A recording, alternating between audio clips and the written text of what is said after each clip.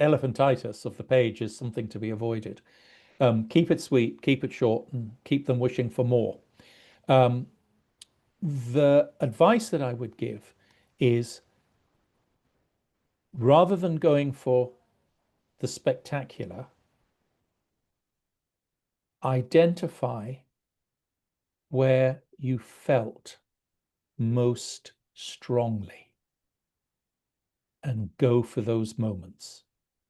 So when the chapter about finding the house, um, it's a modest little chapter, but that moment of standing in the room, which is beside me as I speak, it's a very interesting place. I mean, I would not say, I mean, there are many interesting places in the world, but it has, partially because of its miserable past, partially because of the nature of the personality of its inhabitants, partially because of its weather, it is it is interesting. It's not a homogeneous or successful entity.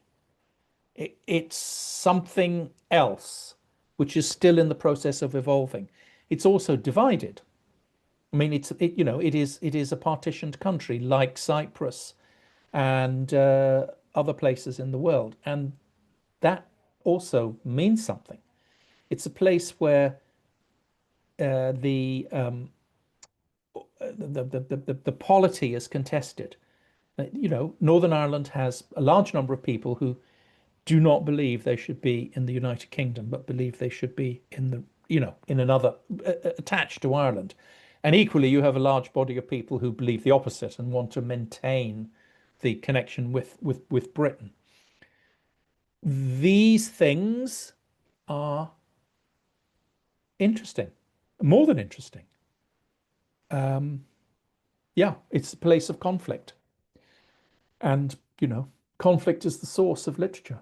Try to keep a diary every day and have been so doing since about 1985. And I have, a large number of pieces of paper. I never thought that I would do anything with it. Occasionally I've taken things out and reconfigured them and been, and turned them into little standalone articles or essays, but I've never done anything big with all the thousands of pages I've accumulated, nor did I ever think I would. I did not have, it was not my intention to do something. Writing the diary has always just been kind of like going to the gym, limbering up. And then I read Christa Wolf's One Day a Year books. Christa Wolf kept a diary. Christa Wolf, East German author, kept a diary on the 27th of September every year from 1960 to 2011 when she died. She died writing the final entry, 2000, the 27th of September 2011. So I read these books, and when I started reading them, I thought, this is a terrible idea. A book made out of your diary, and you just have one day? This is never going to work. And by the time you get to, say, they start in 1960, by the time you get to 1964, 65, something has happened. You're just being given these little slivers, but your brain is filling the gaps in between. It's like looking at the stars and seeing the shape of the plow or whatever.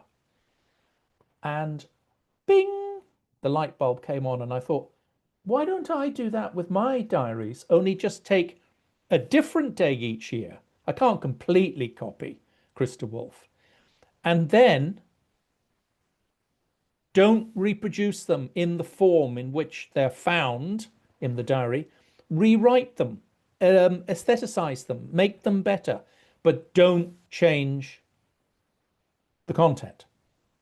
Don't add anything. Don't make anything up. And so that's what I did.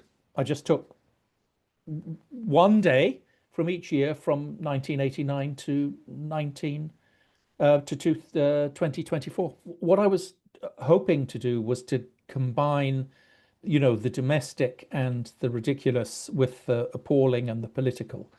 So one of the sections, one of the is the account of finding the house where I now live.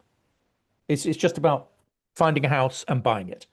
But then a couple of years later, after the finding of the house, I think there's a I'm I describe being in the house in Belfast.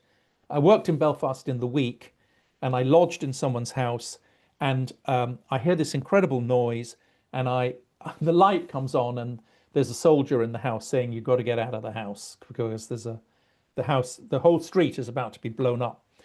And I wake my landlord's wife or partner and her baby, and we go out, and there's this sort of biblical exodus. Hundreds of people are being, and soldiers everywhere screaming and shouting, and this huge bomb, £3,500 at the bottom of the street. Um, Another entry is about a day in the Maze prison.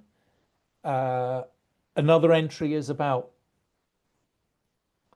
um, I was in a I was in a hotel, and the man I was with pointed at the maitre d' who was taking, and he said, "Oh, that man's father saved Sean McBride, who is a sort of great figure in Irish letters, and not just a great figure in Irish letters, also an old family friend. When I was a child, Sean McBride used to come to the house and talk to my mother regularly. They knew each other very well. And incidentally, Sean McBride was the defense counsel for Harry Gleeson. Just one of those little. So the man tells me this story of how the maitre d's father saves Sean McBride because he was arrested and charged with murder of Higgins, um, in Dublin in 1927. And it's just like you're sitting in a restaurant and somebody tells you a story, and you just about somebody that you're connected with, and there's someone else in the room connected with. It's one of those is it called 6 degrees of separation? It's one of those stories about people, in especially in Ireland, everybody knows everybody else. So it's a whole mix of different things.